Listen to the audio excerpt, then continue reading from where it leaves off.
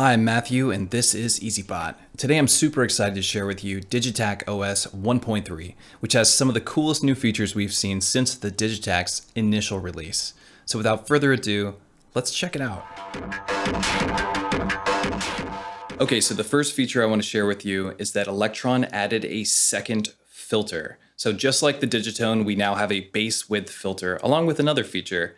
You just press filter again, and there it is. This is the coolest thing we could have asked for. I'm super excited about it because I perform live with the Digitakt, and that's one of my preferred tools for writing music and performing live. This gives me the ability to mix much more thoroughly, and you can do it per step. So you can literally, parameter lock the bass width filter to any step you want. Let me give you an example of how this sounds. I have a patch on, or a sequence on track 8, and it is a granular sequence. So what I have is some acoustic guitar that I recorded, and I have an LFO going to the start of the sample. So it's moving around the sample like this. It sounds really cool, and I'll show you exactly how nice that sounds. So now I can go into the second page of the filter, and I can move the bass up here, raise its value, and it will remove the low end. And that sounds pretty nice too. And you can actually control all this, holding track, turning that, and you can use this as a performance feature.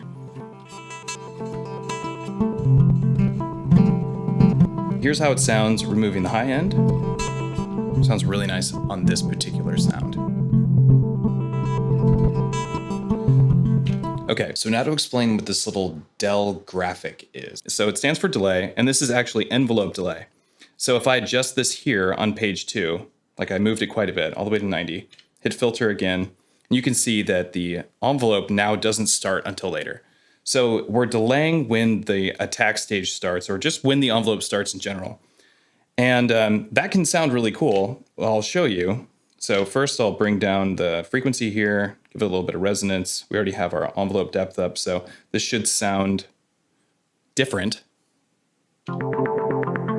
You can hear that little resonant sweep happening from the envelope. And so we'll go over here and we'll start slowly bringing in the envelope delay, and it's going to have a nice sound.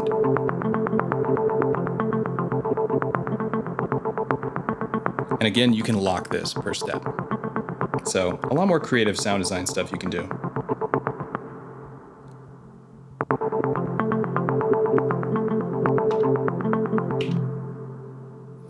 I'm really excited about this because how much deeper I wanted to get into mixing on the Digitakt, and now I can do that. So my performances are going to sound better. We don't have individual outs on the Digitakt. We do overbridge, but when you're playing a show, you're not playing into overbridge and then going out from your computer. That's just super unlikely, right? So this allows us to have a much more clear sound, and because we can parameter lock it per step, we can make some really intricate and fine-tuned sequences. So if you thought that was cool, Elektron went even further, and they added new filter types. So now there's a parametric EQ located in the filter, which you can substitute for your high pass, low pass, or no filter. And I'll show you that.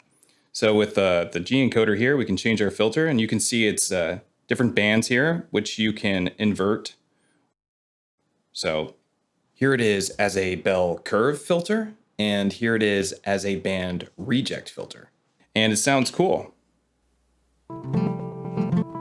So as I was saying before about mixing on your Digitakt, it's really becoming a thing. And once again, you can parameter lock these filter types. Or you could use an LFO to scan through them. Elektron also did some work in making how smooth the transition between filter types is, so there won't be pops, or they've tried to reduce that as much as possible. And as far as what I've discovered playing around with this is that it sounds great. You may also notice that there's some more graphics besides the filter types here. You can see that there's a minus and plus symbol next to the envelope depth, and you'll find that on anything that can go positive or negative. The hype train continues. We're going to move over to the LFO now. Boom, you can already see it. The graphics have changed. And did you see that? It said LFO 1/2, indicating we have 2 LFOs. So to get to LFO2, you just hit LFO again. So they have this like single screen version of 2 LFOs, which is different from the Digitone. The Digitone, you went to a second page to go into secondary features of both LFOs. So here, and I think this makes more sense, and maybe the Digitone will get this eventually, but it doesn't have it now. We can see every feature of our 2 LFOs on one page, and we just change between LFO1 to LFO2 with a single button press. But what's cool here is that now you can see a very nice visual layout of our LFO shape. And we can actually see what point of the phase that we're in here. This is going to be so useful for people who want to understand how the LFO works, or how an LFO works in general, and what is phase. Phase is the offset of a wave at a given point. So now we can actually see what that means. But dare I say, phase modulation. Because of this, we can actually do phase modulation on the Digitakt, which means we can take LFO1 and modulate the phase of LFO2, making a very complex LFO. But we're not going to get into that. I'll let you dig through that. Let's kind of we're already playing with our granular patch, and let's let this continue. So right now, as I said before, we have the sample start being modulated by an LFO, and you can see that here, moving back and forth. So now I have a granular sequence happening, and the second LFO can modulate the tune, which is going all the way up and all the way down.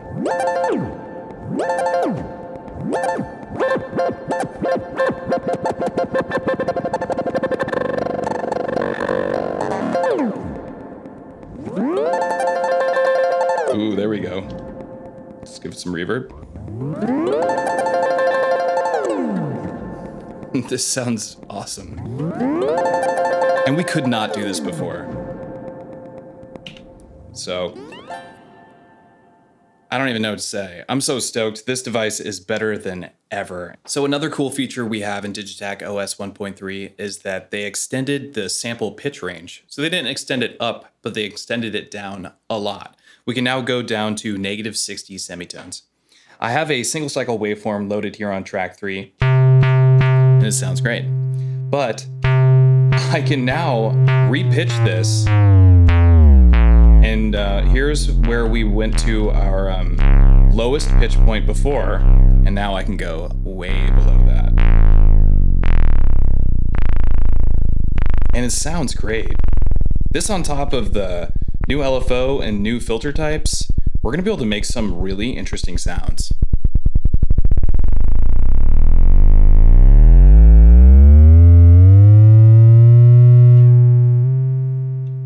So something to note about this is that this changed where the note positions were for incoming MIDI data. So it used to be that middle C was on note 36, and now middle C is now actually on note 60. So keep that in mind, that when you plug in your MIDI keyboards, that things are going to be a little bit different.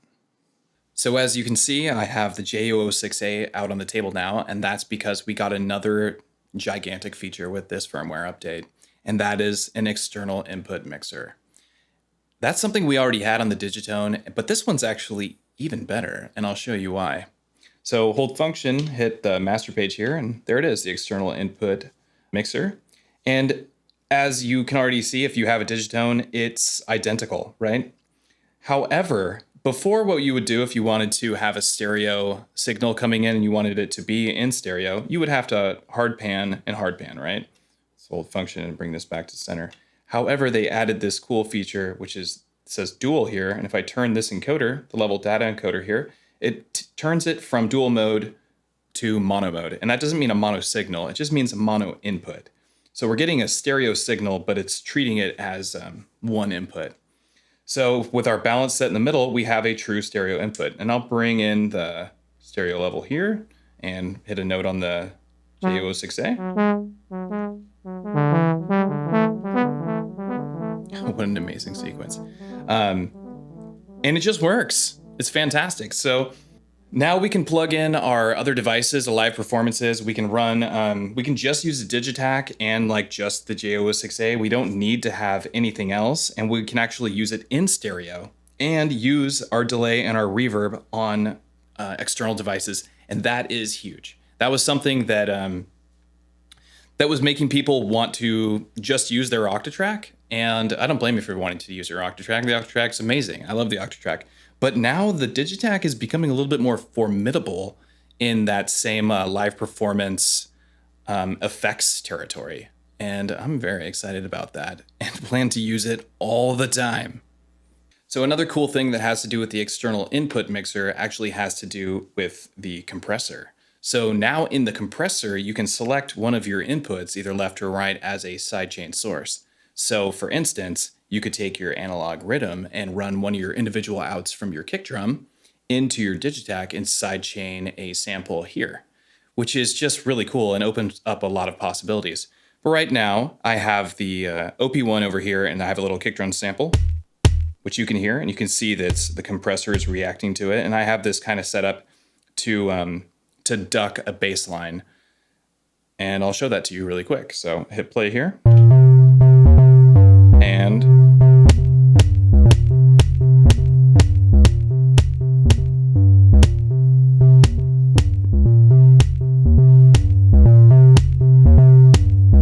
which can be cool as a performance feature. It can be cool as a sound design feature, or it could be just a really cool thing for mixing.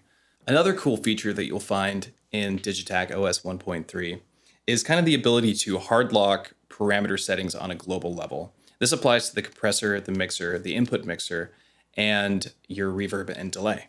And to find this, you'll hit the settings cog wheel here, and you'll be presented with global effects mix. Go ahead and hit yes there, and you can choose one or all of these to be applied on a global level.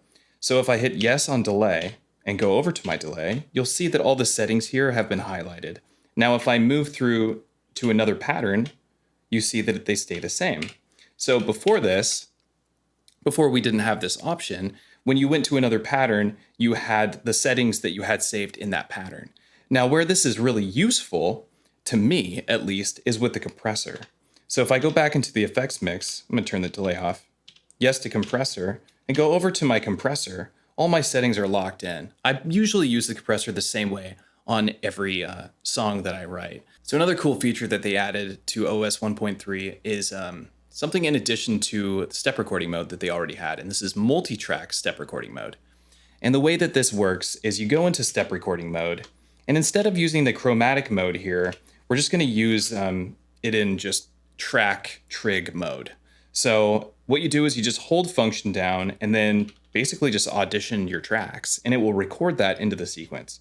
So if I hold function down and hit kick, over, over, over, hat, over, over, over, kick, over, over, snare, over, over, hat, we'll get this little sequence. And that's a super simple sequence. We could have it go a little crazier.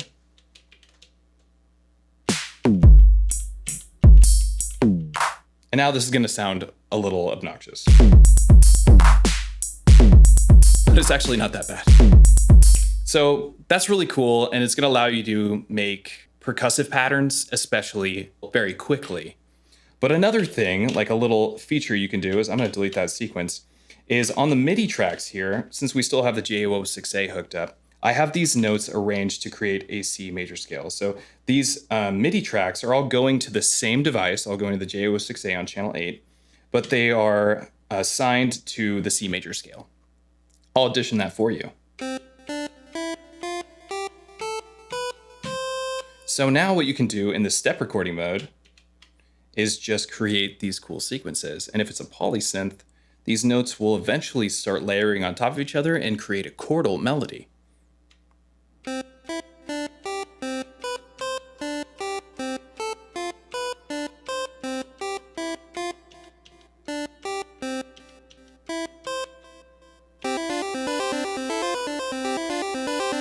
Yeah, that is so sick.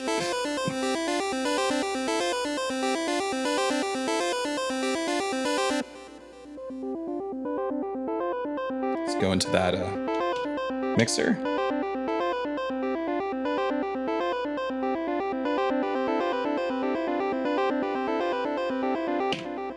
And that's a cool little trick now that we have on our Digitakt to sequence outboard gear and make melodies that we would normally not make.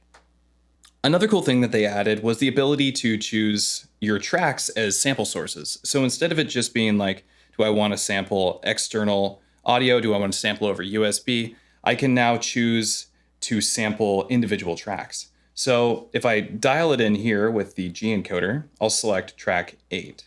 So on track 8, I have this, that acoustic guitar granular thing I was showing everybody earlier. And I also have a kick drum playing. And the reason I have this kick drum playing is to demonstrate that I can record just this track. So selecting track 8 in my source and pressing yes is arming it for record. And here we go.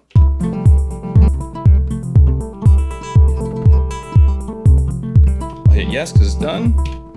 And here we go. I'll audition it for you. And something to note is that the effects are send effects. So you're not going to get a recording of the send effects when you are recording individual tracks. You have to record the main outs to get those effects. But here's our recording. And it's really cool. And that was so fast and easy. Another thing making the Digitakt incredibly powerful. So one of the last things I want to talk about in the new OS update is some quality of life improvements. And the first one I'm going to talk about is the ability to remember your subpage that you're on. Now that we have multiple subpages, this is a good quality of life improvement. So to turn this on, you go into your settings menu, head into system, and you'll see remember subpage. And to demonstrate what this does. So if I'm in the filter page, like I'm looking at filter page 2, now if I go over to the amp page and return to the filter page, it stays on filter page 2. Prior to this new update, if I was to leave the filter page, say we had 2 filters then, and I went to the amp page and returned, it would return to filter page 1. And another quality of life improvement in the system setting here is the ability to change the LED intensity. And this is great, especially if you're filming your Digitakt, because when it's super bright, it can mess with your camera settings or it just won't turn out as well. And putting it on dim is also nice on your eyes, especially if you're playing at a club and you want it to be lit up, but you don't want it to be like an eyesore for you. So yeah, to summarize, we just had the most badass update we could possibly ask for the Digitakt. 1.3 is the coolest thing. Again, I'm EZBOT. If you would like more of this content, please like and subscribe. Do that whole thing. You can visit my Patreon if you want to be a supporter. And also go ahead and join in the EZBOT Discord. We have over 600 members. There's a lot of people hanging in there, a lot of Elektron experts, modular experts, live coding, super cool stuff. So come and hang out with us.